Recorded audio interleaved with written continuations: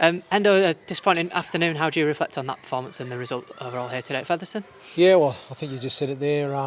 Disappointing performance overall. I think we sort of came down here with the intention to really give a good account of ourselves. Focus this week was all about performance. It wasn't about the result, so to speak.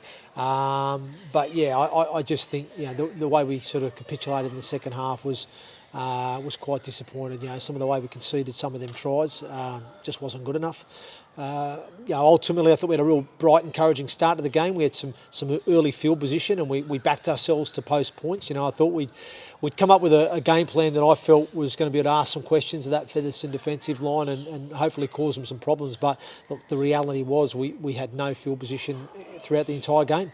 Other than that opening sort of first couple of minutes where we had a couple of back-to-back sets on their line, we pretty much were coming out of backfield and kicking from well within our own 40, own 30. So that's a credit to Featherstone. I thought they were very methodical in terms of how they went about their business.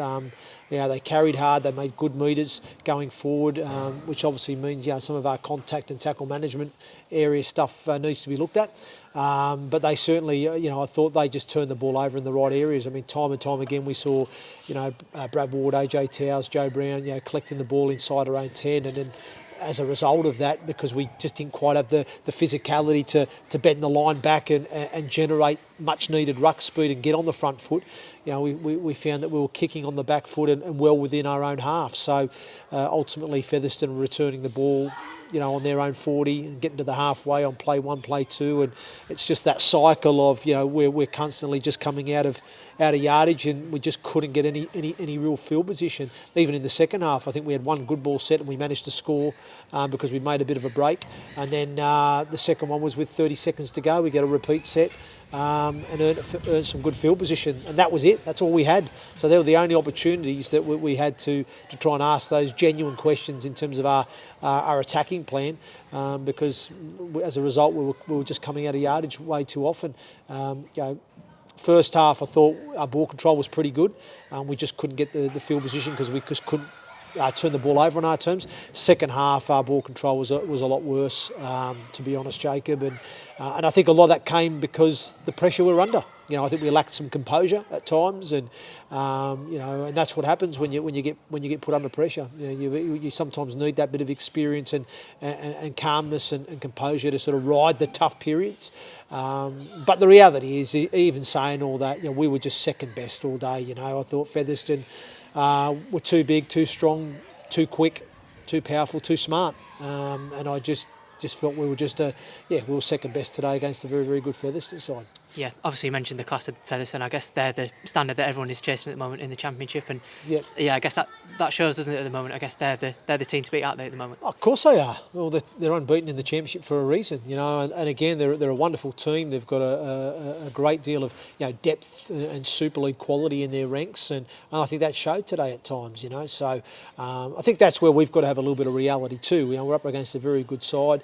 I think probably where the fans might be a little bit disappointed, as I am, is that we were probably expecting a better response than what we saw last week, and I'm just not sure we kind of got that response, because I don't feel we gave the best account of ourselves again today. So we have to have a look at that, and I've made that clear to the playing group in the change rooms after the game that I've learnt some good lessons about certain people today and about where they're currently at and where the group's at, and we have to have a look at what we do next week. There may have to be some changes to that team.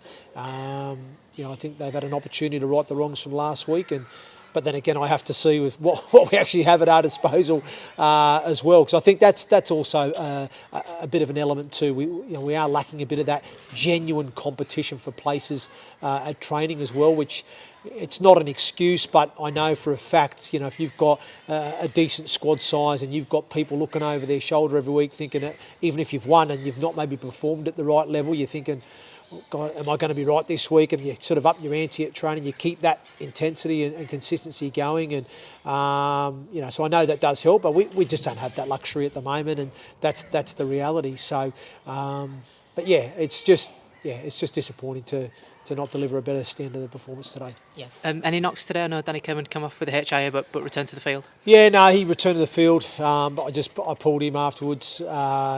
Just more precautionary. The game was lost. Again, I didn't think it was worth losing some of those guys. Plus, with Kermo, to be honest, he's probably had to play more minutes than I envisaged him to play at this stage of the season. I would have loved to have been in a position where I would have been able to, to basically manage his load better.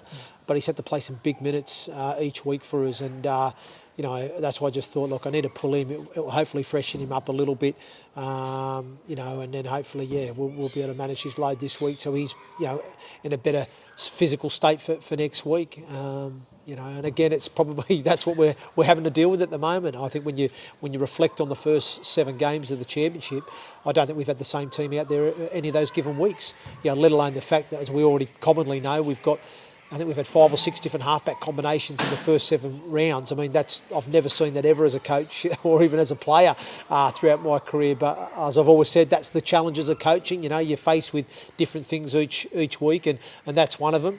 So we've had that to contend with. But I'm looking forward to the day where we can get that continuity within the team. And I thought we started to get a little bit of that, from the Barrow to Swinning game. It was a very similar side going back to back, and that's probably the only time this season we've had an element of continuity. Still was a couple of changes, but almost there. But it'd be nice to get 3 or 4 or 5 games where it's pretty much the same 17, and they can hopefully start to gel and come together a bit.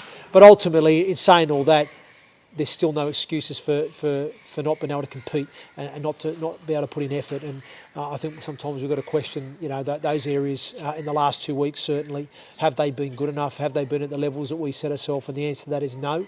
And we have to come up for those reasons as why that's not happening. And if people can't, fix that up, then we have to make those changes accordingly.